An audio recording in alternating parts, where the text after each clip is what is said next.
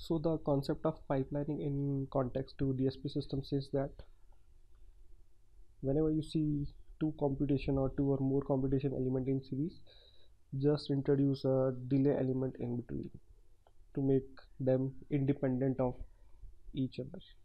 And by doing that, you are dividing the circuit into two parts. So this is a very simple circuit consisting of two adder, and just by introducing one delay element, I have divided the circuit into two parts. So it is called M, in this case, is equal to 2 M leveled pipeline system.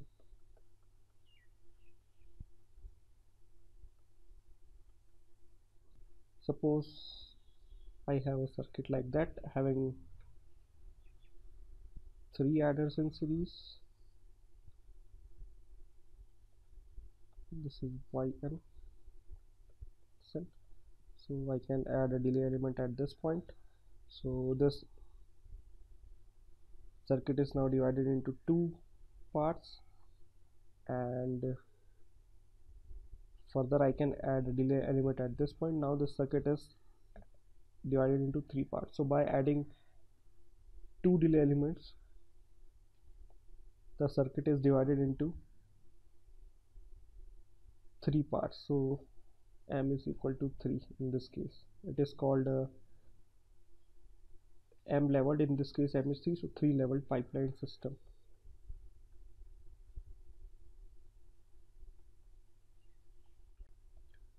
So I have taken a second FIR filter, and this is represented by the equation yn is equal to a of xn minus 1 plus b of xn.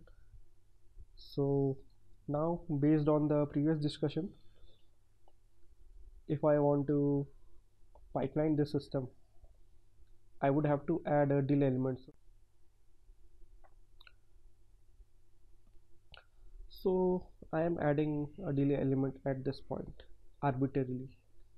Okay, now this circuit consists of two parallel paths, and I have added a delay element in this path. So now the question is this valid? Okay, is this a valid pipelining? Can I add a delay element arbitrarily at any point? Okay. So here I am not aiming to reduce the uh, critical path of the system. My concern is to generate the concept of valid pipelining. So now, coming back to this, so my question is that adding of delay element at this point is valid? Okay, so that I have to verify by checking the functionality of the system. Okay, pipelining should be in such a way that this functionality should not change. Okay, so to check the validity of this pipelining, I have to write the mathematical equation for the system, and I have to verify that this is same as the original system or not. So writing the mathematical equation for the system, it is given by yn is equal to e of xn minus 1 plus b of xn minus 1. Okay, now taking the z transform, so yz will be equal to a xz is z inverse plus bx z, and this will be equal to xz b plus az inverse. And taking z from z transform for this equation, this is yz is equal to xz z inverse e plus xz z inverse b, and this is e plus b x z into z inverse. So comparing this two equation, this is b plus az inverse, this is a plus b. It does not depend on z. And so here you can see that functionality of this pipeline circuit is entirely changed. Okay, so this is not a valid one. Now if I add a delay element parallel to this, let's say t, so this circuit will be represented by the equation yn e of x n minus 2 plus b of x n minus 1, and taking z transform to check validity whether adding delay element at this point validates the pipelining or not. So for this I am taking z transform, so e z 2 x z e plus z b was, okay, so this e is there. Okay, so x z and z minus is common and plus b. So now comparing this equation, let's say this is equation 3, this is 2 and this is 1. So in comparing equation 1 and 3, this term is same, az inverse plus b, az inverse plus b. The only difference is that this is multiplied by z inverse. So multiplication of z inverse means delay by one cycle in time domain, and this is latency. Okay, so we can afford latency. Okay, so this pipelining is valid. So here the conclusion is that if there is two or more parallel paths present in the circuit, and if you are delaying the flow of signal by say some k times d amount in any of the parallel path, so you have to delay the flow of signal by the same amount in the other parallel paths. Okay, because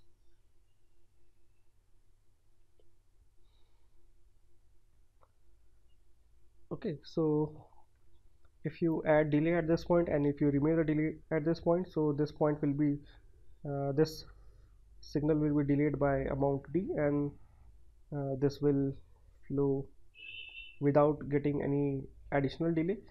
So this concurrency of signal will change at this point. So to maintain the concurrency and to maintain the functionality, you have to add the delay elements along all the parallel paths. So again, coming back to the same bold FIR filter, yn is equal to fxn plus b of xn minus 1 plus c of xn minus 2, and the path marked in red is the critical path.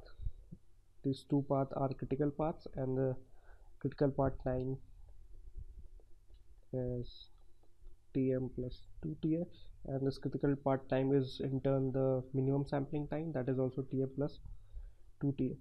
So now we will apply the concept of valid pipelining.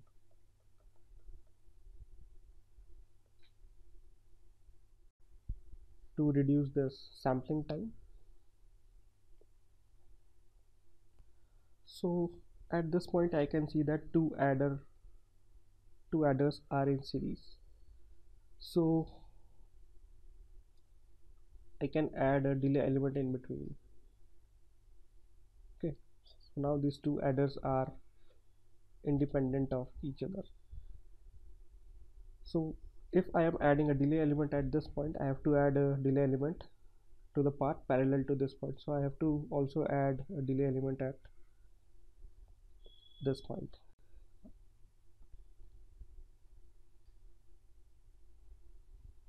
So this is called a feed forward cut set. So a cut set is a set of edges of a graph such that if these edges are removed from the graph, this graph becomes disjoint.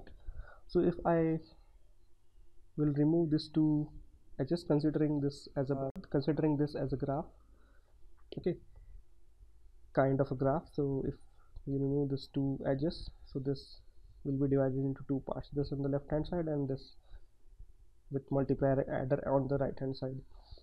And a cut set is called a feed forward cut set if the data move in forward direction on all the edges of the cut set. So the data is moving in the forward direction, and if you are placing a delay element at this point, you have to place a delay element at this point also. So this is the concept of valid pipelining in a graph. You have to first identify a feed forward cut set, okay, and then place the delay element on all the edges that belongs to this cut set. So now we have three paths. Path number 1 consists of one multiplier, one adder. This is path number 2, again one multiplier, one adder, and this is path number, this is 2, and this is path number 3, multiplier and adder. So all the paths are equal, so the computation time will be Tm plus Ta in this case, and computation time of all the paths are equal, this will be the sampling time, new sampling time of this pipelined FIR filter.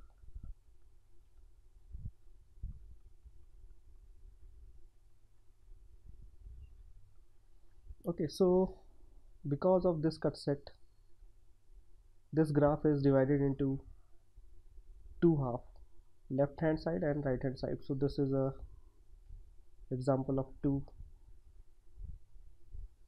leveled pipeline system. Okay, so now if you had used a transpose form for this filter, the sampling time would have been Tm plus Ta for transpose form. Okay, and in that system, you are using 3 delay elements, and in this system you are using 4 delay elements. So what is the point of using one more delay and getting the same sampling time? So this means that we have to find an alternative way, or we have to find an alternative path where we can introduce delay element and we can get reduction in this sampling time. So by introducing delay elements along this path, I can reduce the critical path, or I can say that I can reduce the sampling time of the system from Tm plus 2Ta to Tm plus Ta.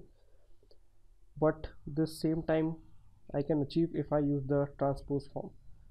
So now instead of inserting delay element at this point, I would have to look for some alternative path. So based on the concept of feed forward cut set, I can here see that there is a 3 parallel path, data is flowing in the same direction, and if I remove this 3 edges, graph will be divided into two halves, first half on upper side, second half on lower side. So this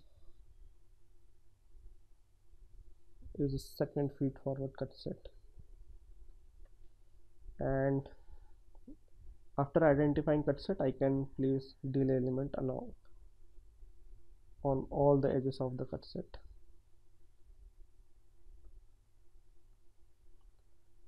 Okay, so now there is a delay element between this and this multiplier and adder.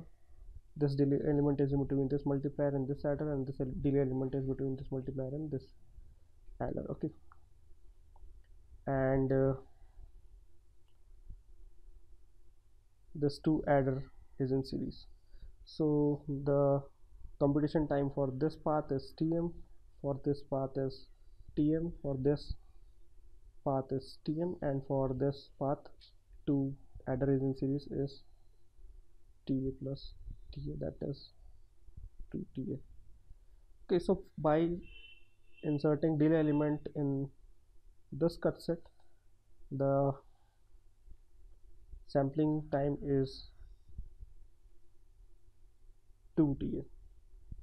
So if I assume that Tm is greater than Ta, and this is mostly the case because multiplication is a complex operation. It is a shift and add, and this is just a simple add.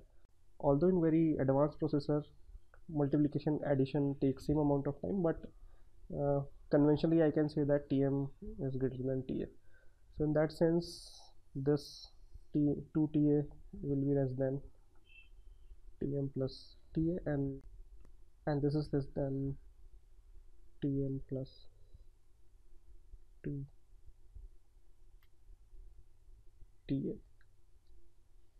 And if I further want to reduce this time 2Ta, I can introduce delay elements in this cut set as well. So delay element at this point and delay element at this point. So now the time for this path is Ta and this path is Ta. So finally the critical part time for this circuit is maximum of Tm or Ta. So you have independent multipliers and independent adders. So whichever is taking maximum time, that will define the critical part time of this circuit. And if Tm is greater than Ta, this will be Ta. Okay, this circuit can be mathematically represented by the following equation: yn is equal to a of xn minus 2 plus b of xn minus 3 plus c of xn minus 4. And in z domain, the equation will be something like this. So xz minus 2 a plus bz inverse plus c plus 2. And comparing this with the original unpipelined filter, yn is equal to a of xn plus b of xn minus 2 xn minus 1 plus c of xn minus 2. Converting it into z domain, this will be xz a plus bz inverse plus cz minus 2. Okay, so this factor is same. This means that the transfer function is not changed. This is multiplied by z raised to power minus 2, means delay of 2 cycles in time domain, and this is latency.